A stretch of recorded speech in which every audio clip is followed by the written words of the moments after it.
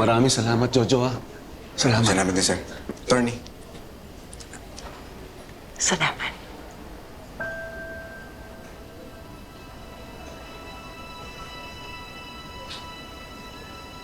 Maraming salamat po. Jojo, sandali lang.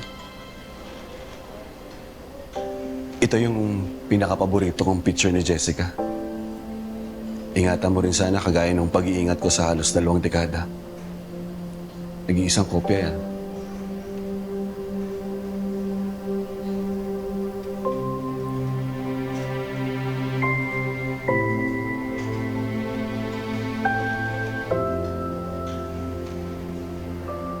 Paano ka?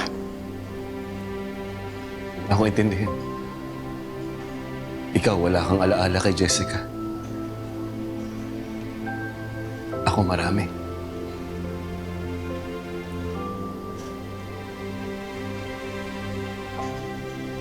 Alice.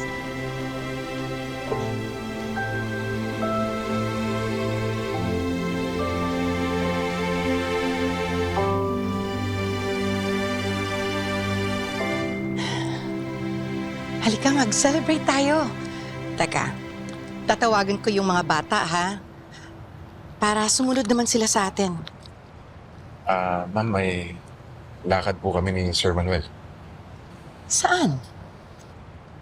Ang plano kasi, pagkahatid sa'yo, pupunta kami sa RTC para i-file na yung annulment kay Hazel. Pero makonting hintay na lang.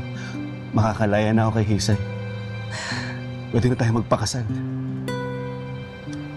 Yeah, annulment due to fraud ang isasampa. Dahil pinaniwala ni Hazel si Sir Manuel na anak niya ang pinagbubuntis niya noon. Kaya't malaki ang chance na mapapabilis ang desisyon ng korte. Kung gusto mo, sumama ka na.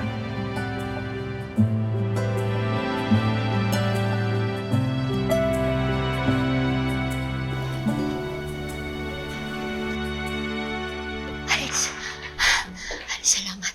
Salamat din, alam mo. Nakatanggap ako ng sapina. Ang sabi may probable cause daw yung kasong sinampa sa akin. Alice, tulungan mo ako. Kontakin mo si Maximo. Tapos sabihin mo sa kanya, tulungan niya ako makalabas dito. Dali na. Alice. Hindi na, Hazel.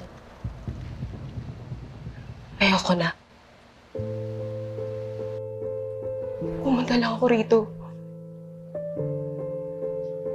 Para magpaalam.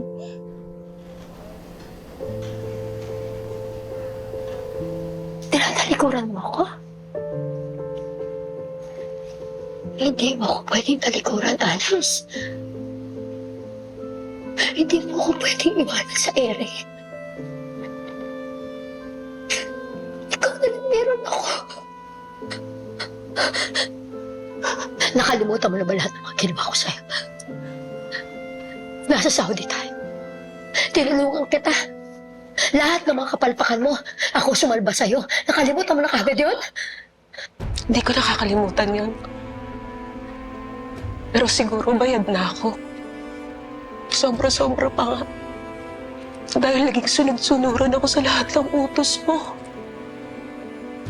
Kahit mali. Kahit ayoko. Ilalaglag mo na talaga ako. Hindi. Pero pag pinatawag ako ng korte, wala akong choice kundi sabihin kung ano ang mga nalalaman ko. Alice, subukan. Subukan mo lang ilaglag ako. Mananagot ka sa akin. Umanda ka. Ano gagawin mo? Idadamay mo ako? Wala kang ebidensya laban sa akin. Alice! Wala kayo!